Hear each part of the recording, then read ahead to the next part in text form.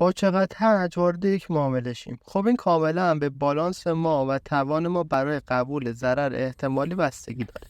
اگه آدم پر ریسکی باشیم میتونیم 3 الی 5% از کل بالانسمون رو ریسک کنیم. یعنی اگر استاپ لاس بخوریم 3 الی 5% از حسابمون کم بشه. حالا اگر 3% در نظر بگیریم تو حساب $1000 میشه $30، $3000 میشه $90.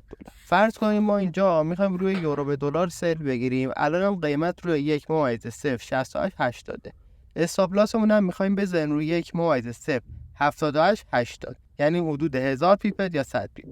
اگه حساب ما 3000 تا مانده داشته باشه 3% میشه $90.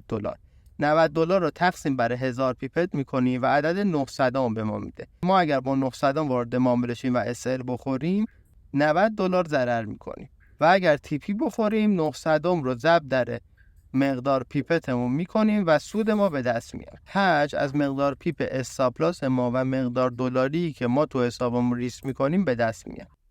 اگه یکم محاسبات برامون سخته میتونیم از ماشین حسابای فارکس استفاده کنیم. ولی یک مدت که معامله کنیم این کاملا تو ذهنمون جا میفته و خیلی سریع حساب